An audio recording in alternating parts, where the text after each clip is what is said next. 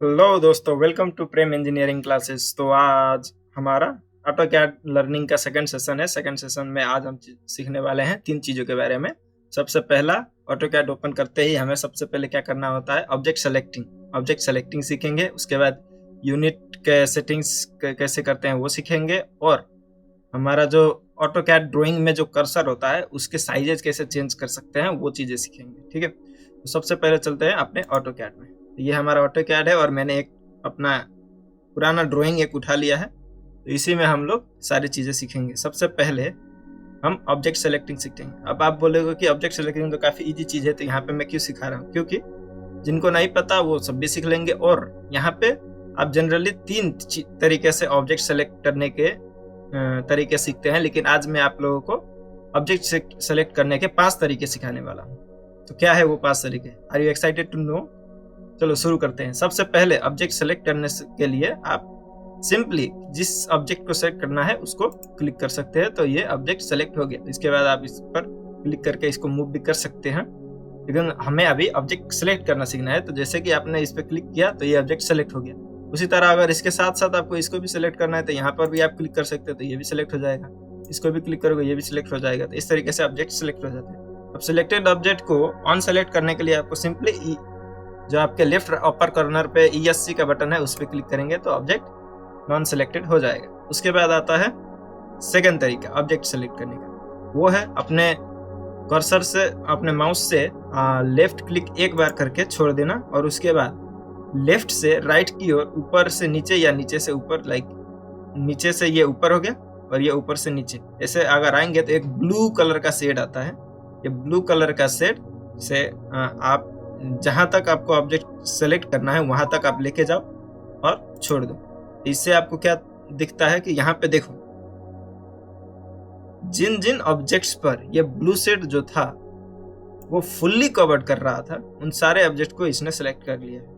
अब जैसे कि यहाँ पे एक ये आउटर कवर का ये जो आखिरी वाला ड्राइंग है, इसको हमने आधा सेलेक्ट किया, तो अगर हम इसको सेलेक्ट करते हैं तो ये सेलेक्ट नहीं होगा। क्यों? क्योंकि इसको हमने आधा ही सेलेक्ट किया था। तो ब्लू शेड से जो भी सेलेक्ट, इस तरीके से अगर आप ऑब्जेक्ट को सेलेक्ट कर रहे हो तो जो ऑब्जेक्ट इसके अंदर फुल्ली कवर्ड होकर आएगा वही ऑब्जेक्ट ये सिलेक्ट कर पाएगा, बाकी को ये सिलेक्ट नहीं कर पाएगा। तो आपको लोगों की तीसरे ऑप्शन में हम सबको सेलेक्ट कर सकते हैं। जैसे कि अगर इस पूरे इंटायर को सिलेक्ट करना है, ये पूरे इंटायर को सिलेक्ट करना है, तो हम जस्ट एक बार लेफ्ट क्लिक करेंगे माउस से और राइट से लेफ्ट की ओर, ऊपर से नीचे या नीचे से ऊपर, किसी भी तरीके से ऐसे लेके जा सकते हैं।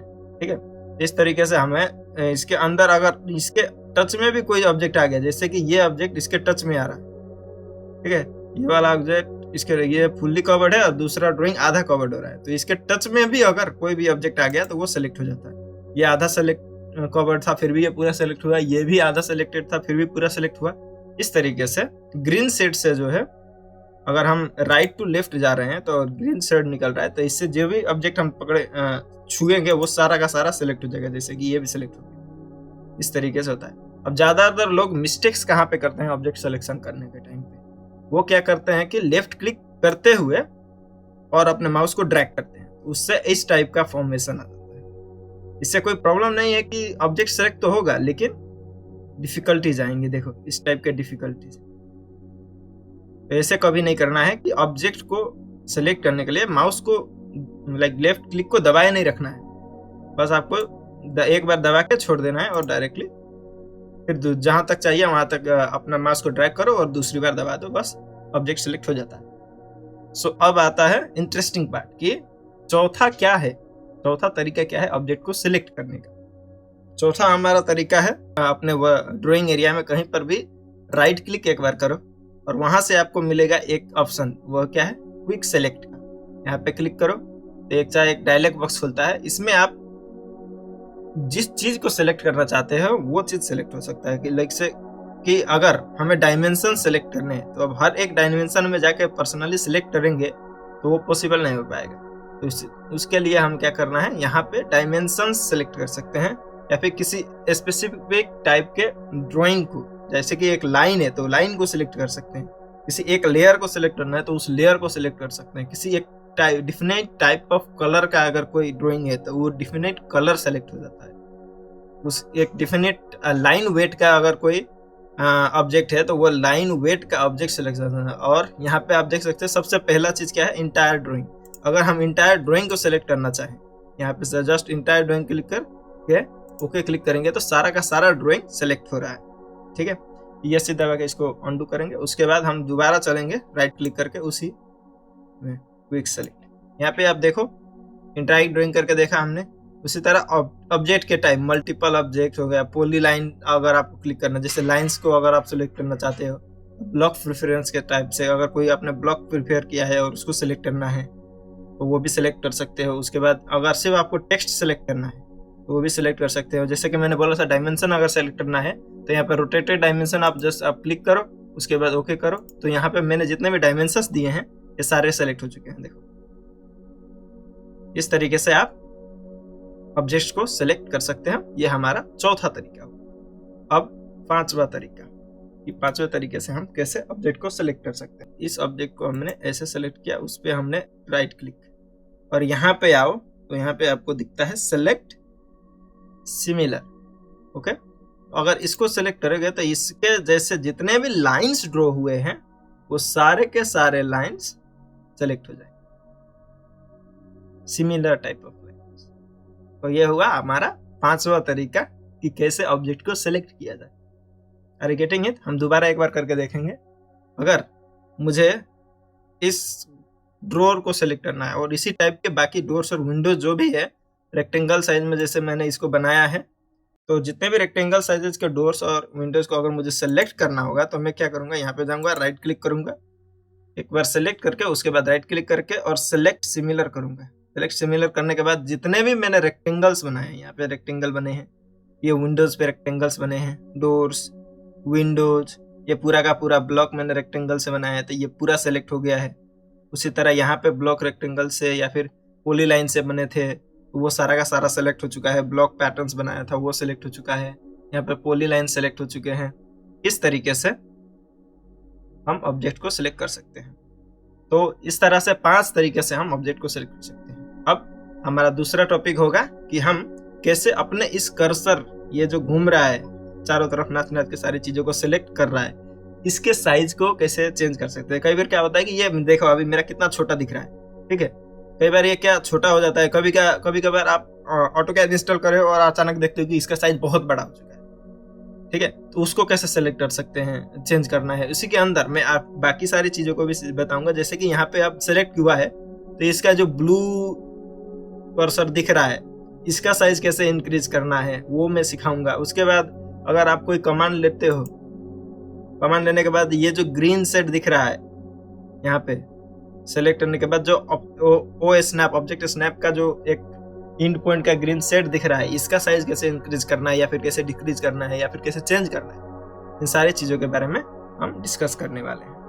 तो कर्सर के साइज को चेंज करने के लिए हमें जाना होगा ऑप्शंस में। ओके, ऑप्शन से इसका चेंज किया जा सकता है। इसके लिए शॉर्ट फॉर्म है OP, ऑप्शंस। डायरेक्टली हम ऑप्शंस में जा सकते हैं तो इस टाइप का डायलॉग बॉक्स खुल जाएगा, या फिर हम मैनुअली भी ऑप्शन के डायलॉग बॉक्स में जा सकते हैं। उसके लिए हमें क्या करना है, एप्लीकेशन मेन्यू जो ये A दिख रहा है यहाँ पे हमें क्लिक करना है। उसके बाद यहाँ पे ऑप्शंस का एक यहाँ पे नीचे दिख रहा है वहाँ पे क्लिक करेंगे और दोबारा वही डायलॉग बॉक्स हमारे लिए ओपन हो जाएगा। तो यहाँ पे अब देखो हम क्या क्या सेलेक्ट कर सकते हैं और क्या क्या चेंज कर सकते हैं। जैसे सबसे पहले हम चलेंगे डिस्प्ले में। डिस्प्ले में हमें क्या दिख रहा है, यहाँ पे क्रॉस हेयर का साइज दिख रहा है, तो हम यहाँ से अपने क्रॉस हेयर का साइज चेंज कर सकते हैं। अगर ये 5 है तो मेरा इतना छोटा दिख रहा था, अब मानो इसको मैंने कर दिया 50 इंटर, तो अब देखो मेरे क्रॉसहेयर का साइज कितना बड़ा हो चुका। ये आप अपनी कन्वीनियंसी के हिसाब से अपना क्रॉसहेयर का साइज चेंज कर सकते हैं, ठीक है। तो ऑप्शन में क्लिक करके दोबारा उसी डायलॉग बॉक्स में चलते हैं। इसको मैं दोबारा से मैं अपने हिसाब से 7 रख देता हूँ, सॉरी 7 रख देते हैं, ठीक है, क्योंकि ये मेरा कन्वीनियंसी का हिसाब हो जाता है। उसके बाद चलते हैं दूसरी चीज। ये तो हुआ क्रॉसहेयर का जो लाइन था उसको चेंज करना था, ठीक है। उसी तरह हम चलते हैं अब ड्राफ्टिंग में। यहाँ पे देख रहे हो आप ड्राफ्टिंग दिख रहा है। ड्राफ्टिंग में चलेंगे तो हमें मिल रहा है ऑटो स्नैप मार्कर साइज। अब ऑटो स्नैप के मार्कर का साइज चेंज करना है, कैसे चेंज कर सकते हैं? उसका हम कलर भी चेंज कर सकते हैं, जैसे ये ग्रीन दिखा रहा है तो कलर दूसरे भी कलर रख सकते हैं, पर मैं आपको सजेस्ट करूंगा कि ये सब चेंज ना करें, और ये मैं सिखाऊंगा भी नहीं, आप खुद चाहो तो सीख लेना, ठीक है। तो इसका कलर भी चेंज तो कर सकते हैं, यहाँ पे जाके डिफरेंट कलर्स ले सकते हैं, पर हमें ये नहीं करना है। हम इसके साइज को चेंज करेंगे, जैसे अभी ये इतना छोटा है, अब मैं इसको बड़ा कर देता हूँ, ओके, और अप्लाई करके ओके क्लिक करता हूँ। तो अब ऑब्जेक्ट स्नैप जैसे मैंने एक लाइन ले लिया, और यहाँ पे देखो अब कितना बड़ा दिखाई दे रहा है, ये देखो इतना बड़ा ऑब्जेक्ट स्नैप दिखाई दे रहे हैं, ठीक है। जैसे किसी भी ऑब्जेक्ट को स्नैप करें, जैसे इसका सेंटर हो गया, ये देखो कितना बड़ा सेंटर।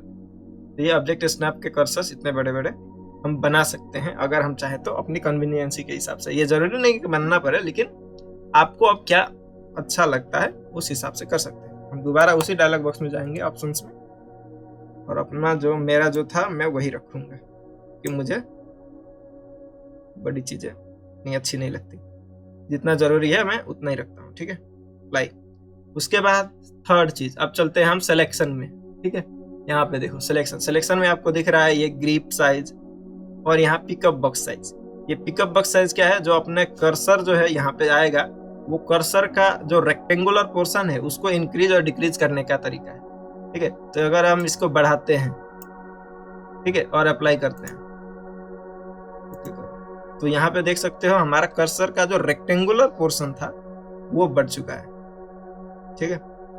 इसी तरह हम फिर से ऑप्शन में चलेंगे और इसको जैसे का तैसा ही रख देंगे, बड़ा रख देता हूँ क्योंकि मुझे भी थोड़े प्रॉब्लम्स हो रहे हैं इसके छोटे होने से, ठीक है। उसके बाद यहाँ पे आता है ग्रिप साइज। ग्रिप साइज जैसे मैंने पहले बोला था, सेलेक्टेड ऑब्जेक्ट जो है उसमें जो ब्लू कलर का टिक आता है उसके साइजेस को इंक्रीज या डिक्रीज करना है। तो जैसे कि अब मैं इसके साइज को इंक्रीज कर देता हूँ, बहुत बड़ा, ठीक है। अब अप्लाई करके तो क्या होगा कि अगर मैं इस ऑब्जेक्ट को सिलेक्ट कर रहा हूँ तो इसके जो ग्रिप साइज देखो कितने बड़े हो चुके हैं। इसी तरीके से हम ग्रिप के साइजेस भी चेंज कर सकते हैं, ओके। तो दोबारा हम जाएंगे और सारी जो बिगाड़ी हुई चीजों को है अपनी जगह पर लेके आएंगे। इतना रखना है।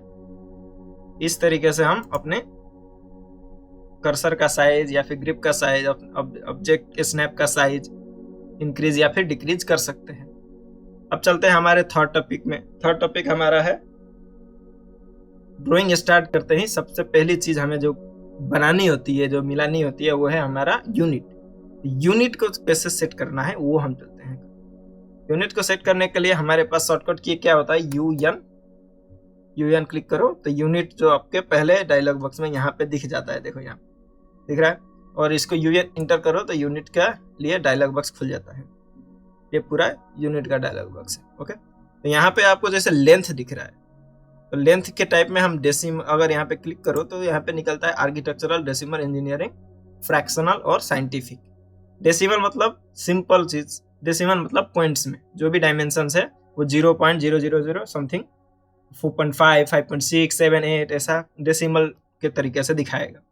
उसी तरह अगर हम आर्किटेक्चर में चलते हैं तो आर्किटेक्चरल ड्राइंग्स, जो अगर आप आर्किटेक्चर है, आर्किटेक्चरल ड्राइंग दिखा रहे हैं तो आर्किटेक्चरल पे क्लिक कीजिएगा। आर्किटेक्चर आपको क्या दिखाता है कि इंच और फीट्स में, ठीक है, इंच और फीट्स में अपने सारे यूनिट्स दिखाता है।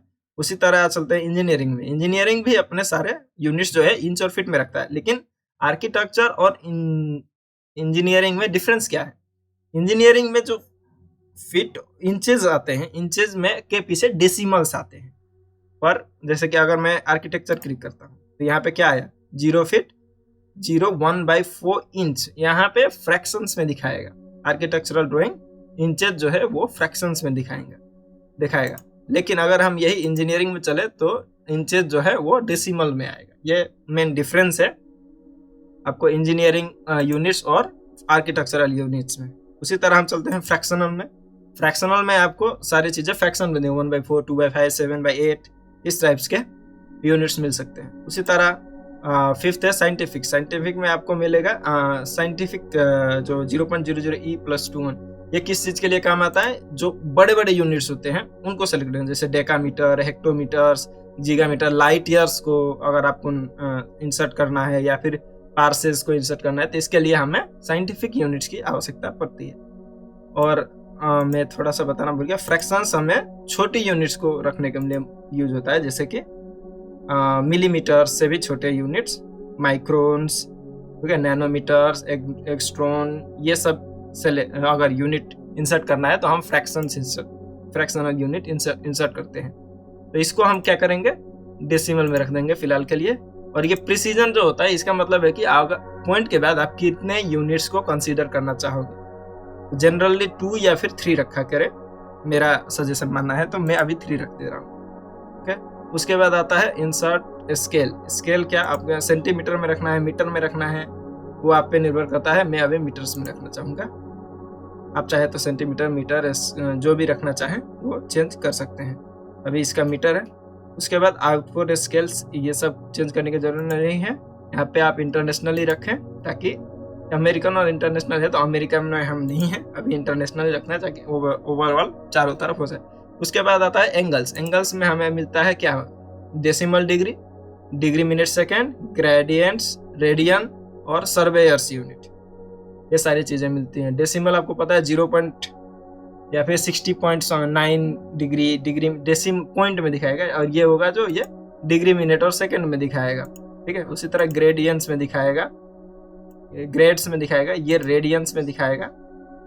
और सिमिलरली ये सर्वेयर्स यूनिट जो होता है नॉर्थ ईस्ट, नॉर्थ वेस्ट जो अपना दिखाता है वो वाला है। तो हम इसको भी हम रखेंगे क्या, डेसिमल डिग्री में रखेंगे। प्रिसीजन हम रखेंगे 0.00 में, और इसको हम क्लॉकवाइज क्लिक कर देंगे ताकि बनाने में आसानी हो। ठीक है, क्लॉकवाइज मतलब अब ऐसे यहाँ से ये 00 होगा, इसके बाद ऐसे 90, 80 बढ़ता जाएगा, इस तरीके का होता है। उसके बाद डायरेक्शंस में हम जाएंगे। डायरेक्शंस हम ईस्ट को मानेंगे, क्योंकि अब यहाँ से ऐसे हमने मेजर करेंगे तो डायरेक्शन हमने ईस्ट को माना है, या फिर आप चाहे तो नॉर्थ को भी मान सकते हैं। फिलहाल ईस्ट रखते हैं। ओके करें, और उसके बाद ओके करें। तो ये रहा हमारा यूनिट सिलेक्शन का प्रोसेस कंप्लीट हो चुका है। तो इसी, अगर आपको ये वीडियो अच्छा लगा हो तो वीडियो को लाइक कीजिए, चैनल को सब्सक्राइब कीजिए और मुझे सपोर्ट कीजिए। प्रेम इंजीनियरिंग क्लास का आज का सेशन ये पे खत्म होता है। Thank you guys.